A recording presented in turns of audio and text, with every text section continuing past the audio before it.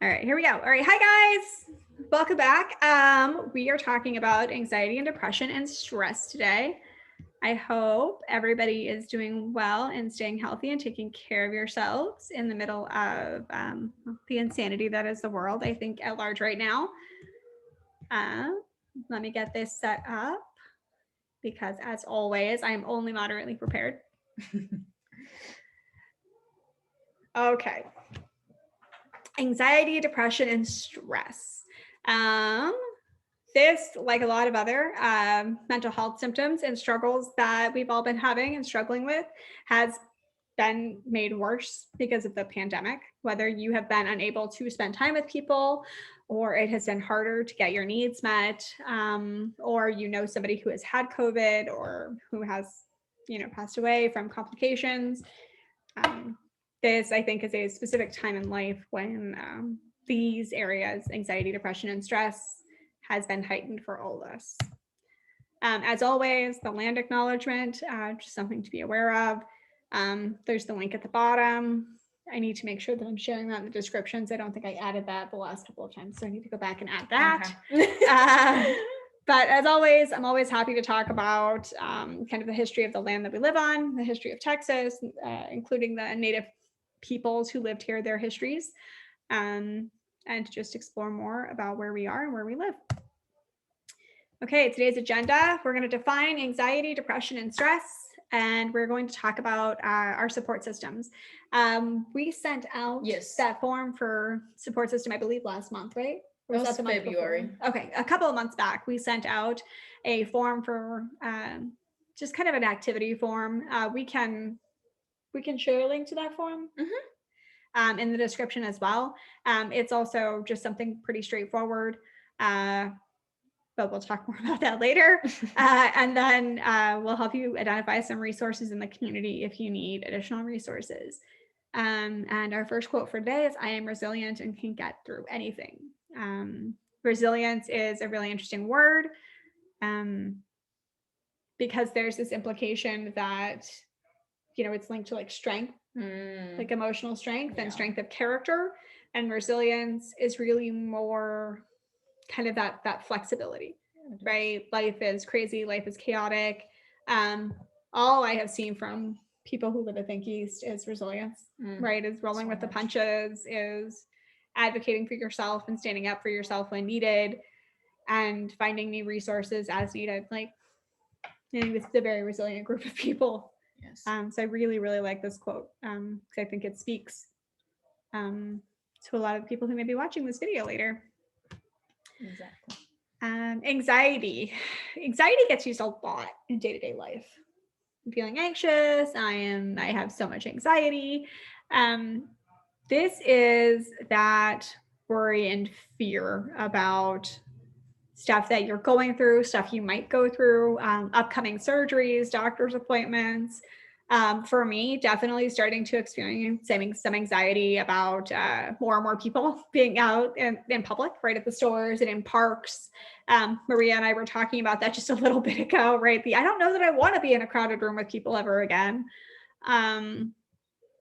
It can involve panic attacks, and panic attacks are, I think they've been on every TV show ever. Right? People having panic attacks.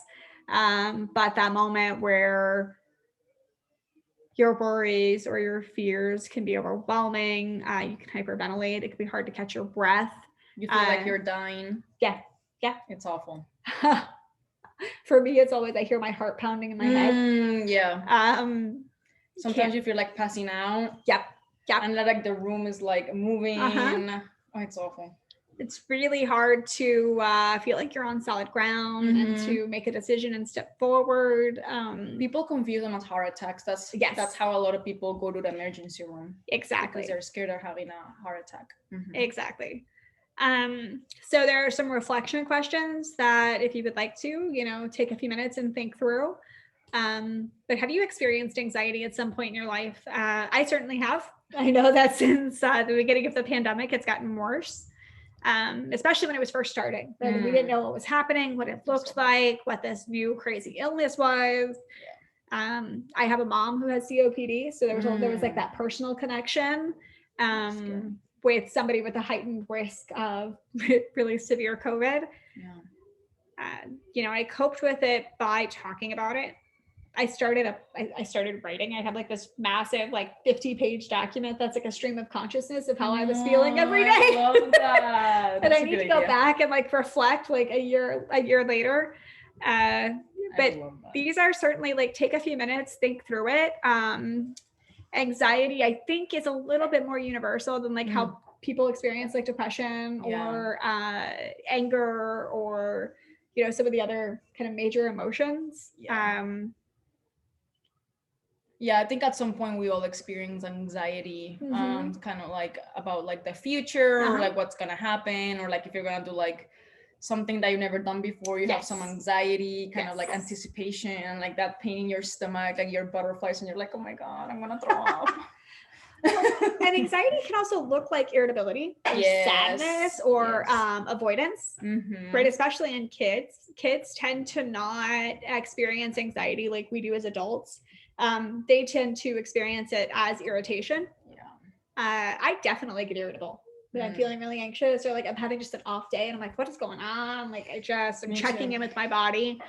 And that's definitely something you can do, right? Like as you're experiencing feelings like of anxiety or even depression, which we'll talk about in a second, is how am I feeling? How, what am I hearing? What am I smelling? What am I touching, right? Like doing those check-in points on kind of where your body is in space to help ground you. That was a very heady thing to say, where your body is in space. But I'm sitting on this chair. This chair feels hard, right? The air is kind of cold. I don't smell anything right now. What am I hearing? Maybe you're hearing your kids, or maybe you're hearing cars outside. And it helps reconnect you to literally where your body is in space. Exactly. That was a very heady thing to say. Depression is another thing that gets thrown out a lot. I'm depressed. I'm feeling depressed. Oh, I'm just having a depressed day. Kind of the clinical definition of depression is a little bit more serious, a little bit bigger. It can also, so the big thing about depression is that the symptoms are impacting your day-to-day life. So depression can be overeating, sleeping too much, can be kind of avoidance of the things at home or avoidance of the things that you're struggling with. It can also be kind of the opposite. It can also be, you're doing nothing, right? You can't sleep at all. You can't eat at all. You are, you're still doing all this stuff you need to do, but you're not getting enjoyment from any of it. You're not feeling what you used to feel when you're experiencing that. And that is not because, whether, like, let's say you enjoy cooking and you cook dinner one night and you don't enjoy cooking dinner that night. That doesn't mean that you're dealing with depression, right? It is more every single time you go to cook, you're doing it because you have to, because that is a survival thing for you. It is not something that you're enjoying, but it is something that you used to enjoy.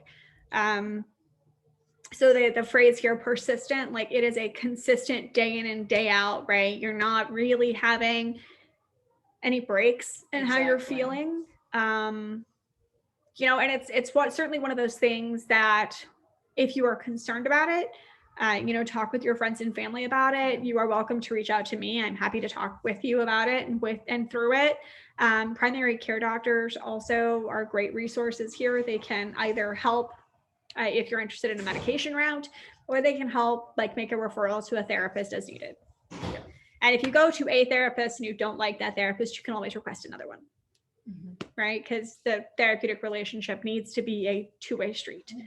Some reflection questions. What makes you sad? When you are sad, what do you feel in your body? I made that heady comment. It's right here. It's back. And what strategies do you use to cope with sadness? That's a hard one. I don't know. Crying. Yes, that works for me. Yeah, I mean, for me, like I'm a writer at heart, so I'll write about it. I'll talk about it. I overtalk. My friends and I were just talking about this the other day. My friend has gone through some pretty traumatic stuff recently, and we were talking, and she's like, I don't like people asking me how I'm doing because like they don't actually want to know. And I kind of like, and I told her, I was like, my response to that is always, okay, fine. You want to know? Here it is.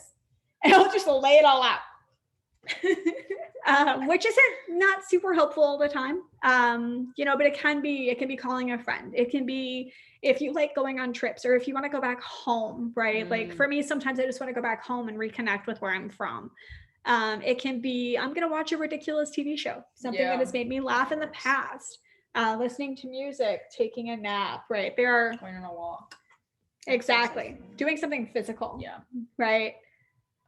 You can find like meditation videos on YouTube all over the place, or yoga videos, and do something along those lines. Coloring, just anything to kind of get out of sadness. Or just like feel it. Yeah. Like yourself feel sad, and then it's not forever. Exactly. And if it's like constant, then it becomes depression. Yeah. You know what I mean? Kind of. Yeah, exactly. No, you're absolutely right. It is perfectly okay to just be sad for a while, for a day, even a couple of days, right? I mean, especially when you're dealing with grief. Yeah. And grief is a whole separate conversation. Yeah. That this kind of touches on. But once again, depression is not just sadness, right? Depression can be apathy, can be not feeling anything at all, right? You're not feeling worried, you're not feeling mad, you're not feeling anything, you're not feeling happy, right? And I think that gets lost sometimes in translation when we talk about depression. Yeah. Right, just apathy. But once again, if this is something you want to talk about, you are welcome to reach out, and we can schedule a time. I'm also perfectly happy to help you, find local resources and make referrals as needed. There is hope even when your brain tells you there isn't. That is true. When I was in undergrad, I read a quote, and I can't even remember it all the way, but it's something I think about all the time. It's, when I was happy, it felt like it would never end. And when I was sad, it felt like there had never been anything else. Yes. That's so true. Right. Just that notion that when you're in a hard time, it's hard to see that there's an end to it because you've just been in it for so long. Exactly. And then when you're happy, you're sitting there and you're like, well, obviously I've always felt this way. And it's hard to remember those other moments. Yes. That's so true. But I think about it, not every day, but I think about it at least monthly. Right. It crosses my mind when I'm experiencing something just really beautiful, like watching my kids play together. And I'm like, wow, this moment really could last forever. And then it's like, that's really funny because of this freaking quote I saw in like my Psych 101 class. Yeah. Like it goes all the way back. And I've looked for it since then and I haven't been able to find it. I wish I could, because I would like refer to it constantly. Okay, so stress. Stress is so many things. Stress and the events that cause it, stressors. Stress is the body's reaction to any change that requires an adjustment or response. Anything can cause you stress. Anything. Listening to this video can cause you stress, right? Us recording this video, like the 5 minutes leading up to it, like I was joking about how I needed to like get my game face on because like I don't actually like watching myself on video or listening to how I sound because I know that I'm going to say one too many times. And now that I've said it, you're going to think about all the times I've already said I just did it again. Love it. But our body changes, right? We have chemical reactions every time we're experiencing a stressor, right? Physical, right? Things like cortisol will just release in your body. Like all kinds of like different, I'm not a neuroscientist, but all kinds of like different neurotransmitters and hormones and stuff release in your body in different ways when you're feeling stress. Mental, if you have chronic stress, it can be hard to remember stuff, right? It can literally like, when my dad was really sick there at the end, right before he passed away, like I would literally put like milk in the cabinet. And like later, like I sat down and I was like, and I went to my husband and I was like, hey, I'm struggling more than I realized. Yeah. Right. Like this is just something that we need to work through and you need to keep in mind when we're talking and when like you're getting frustrated with me for finding milk in the cabinet. Right. And emotional responses, right? It can cause people to be overly sensitive. It can cause you to be irritable. It can cause you to be detached, right? Like, and it's worth knowing. And when you find yourself experiencing or expressing emotion, maybe in a different way, or a way that feels atypical for you, you can stop and you can think through what's changed, what is different, what do I have control over? You know, and if it's stuff like I'm having trouble paying my rent, right? Those are concrete things that I can try to help with, or the front office can try to help with, or maybe friends and family can try to help with. If it's something like, you know, I'm struggling in my relationship, or maybe my friend said something to me that was hurtful and it's just kind of hanging over my head, maybe it's time to have a conversation with that person and say, hey, this thing is happening. I'm struggling with it. Or if it's, you know, there are so many things that can cause stressors. And I really like that you put on here, even positive changes like a promotion or mortgage or a birth of a child can produce stress. New relationships can cause stress. Buying a house can cause stress. Moving, even like moving into another apartment can cause stress because it's paying rent, paying bills. Every now and then I'll forget a bill. And then I get a notice and I'm like, what in the world? And it's very stressful. Like, I hate it. Work can cause you stress. School can cause stress. So the reflection questions here are, do you find yourself more stressed more often than you would like? And what do you feel in your body when you get stressed? Sweaty hands, tachycardia, headaches, etc. So that goes back to what I was talking about under anxiety, like where you are, where your body is in space. It's this whole belief of like mindfulness and, you know, we exist in this moment, in this time, and we exist in this space. And when things feel out of control, which is what I think stress and anxiety and depression, one of the things they have in common, one of the first things that you can do for yourself, and you can do it anytime, any place, is to take 2 minutes and sit there and just check in with yourself, check in with how you're feeling, right? Check in that moment and going, wow, like I got mad the other day. I threw my kids threw their towels on the floor for the 700th time this year. And I picked them up and I was so frustrated. I was so frustrated in that moment, right? I picked the towel up and I went to throw it and I stopped and I was like, wow, that's really angry. Like, why am I so angry? Right. And I'm angry because I have to pick up the towel, but in the grand scheme of things, it's such a small thing, but it all comes down to like a lack of control, right, in my own environment, right? Because it was like a towel thrown on the floor in my bedroom, and it's like, come on, this isn't even your space. Like, if you're gonna make a mess, make it in your space. But being able to take that and go, okay, like this, my response doesn't necessarily feel in line with the thing that has happened. Yeah. I like that example. It's just I was like, why? And I was like, man, that was angry.